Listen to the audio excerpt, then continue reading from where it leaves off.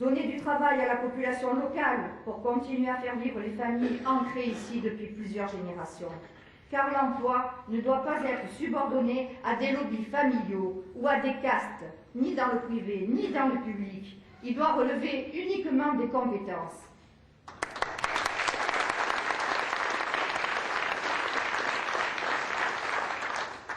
Parlons du principe d'intégration. Pour ne pas amputer notre communauté d'une partie de ses habitants permanents, élevons l'habitabilité de notre principauté au rang de valeur. Que les personnes âgées restent dans leur quartier d'origine le plus longtemps possible, grâce à de petites unités d'accueil, couplées avec des crèches, des garderies, pour qu'il y ait interaction, visite, partage.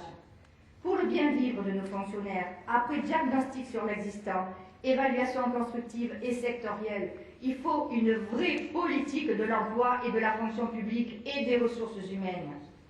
La formation continue doit aboutir à des diplômes d'État. Ceci serait un véritable mode d'avancement, et pas par le copinage. Rendons enfin statutaire le 13e mois de salaire de nos fonctionnaires. Depuis des années, on nous dit, depuis des années, on nous le promet. Assurons aux fonctionnaires de catégorie C et aux retraités qui ont œuvré pour le Monaco prospère d'aujourd'hui un pouvoir d'achat réel pour qu'ils puissent vivre heureux, ce n'est pas toujours le cas dans leur principauté. Instituons enfin les remboursements médicaux à 100% dans le cadre de la fonction publique pour les conjoints de retraités et les bénéficiaires de pensions de reversion. Les conjoints de retraités, il n'y en a que 60. On nous a dit que ça pouvait mettre le budget et le trésor en faillite. 60 personnes.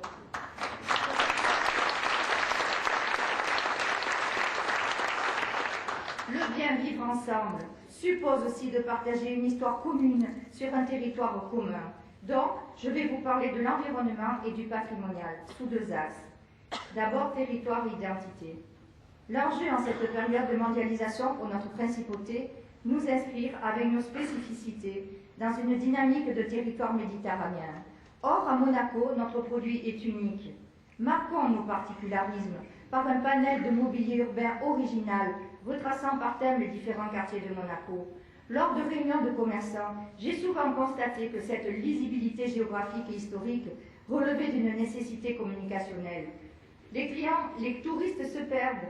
Ils ne viennent à Monaco ne connaissant que Monte-Carlo. Il faut leur expliquer que Monaco n'est pas que ça. Il faut le signaler. Un autre enjeu est celui de la conservation d'immeubles, façades, villas qui ont fait le Monaco du XIXe siècle.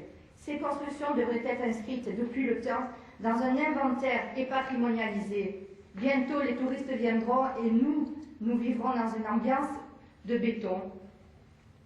Il n'y a plus de petites villas. On va encore détruire une villa, je crois, au boulevard du Jardin Exotique, une villa Belle Époque. Voilà. Encore une. L'enjeu de la nature anthropisée, c'est-à-dire transformée par l'homme, à Monaco, fera l'objet d'une autre intervention. Parce que si je veux entrer dans cette considération-là, ça sera très difficile de trouver un tout petit endroit à Monaco qui n'ait pas été bétonné. J'en arrive à territoire et pollution, avec en écho usine d'incinération.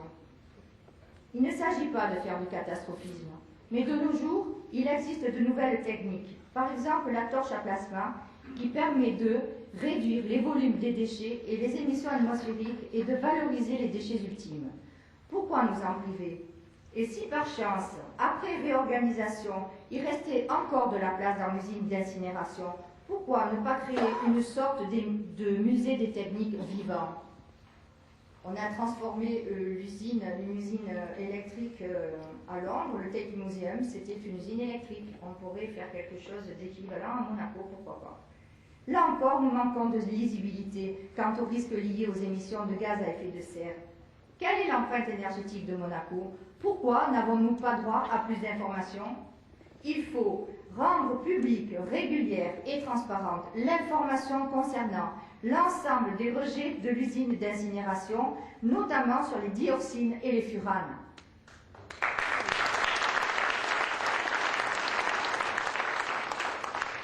En conclusion, bien sûr, la principauté possède ses spécificités et ne peut être comparée à d'autres États de par sa taille, de par son histoire.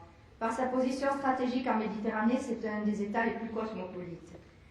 Depuis toujours, Monaco a joué ce rôle d'intégration au Carrefour des cultures, de par le passé et de nos jours davantage encore. N'oublions pas que si nous avons une histoire séculaire, c'est par sa capacité d'anticipation que Monaco a survécu. Voudrions-nous être plus rétrogrades que nos anciens ou en retard sur le savoir de nos enfants? Grâce à leurs enseignants, ils sont tous impliqués dans cette nouvelle éthique pour appréhender le monde. Ne creusons pas le fossé générationnel, parlons leur langage. Parlez le même langage. C'est ce que nous voulons à Monaco ensemble. Vos élus se doivent d'être au cœur de la médiation entre monégasques, compatriotes, entreprises et organisations. Nous voulons que jamais ne soient exclues ni les personnes âgées, ni les personnes handicapées, ni les jeunes, ni les habitants de Monaco, ni les conjoints, ni les enfants du pays. Par mon travail, par mon engagement, par mon temps et par toutes mes forces, je serai présente et attentive à vous écouter, à vous aider, à vous soutenir, à ces rêver des Viva Monégo.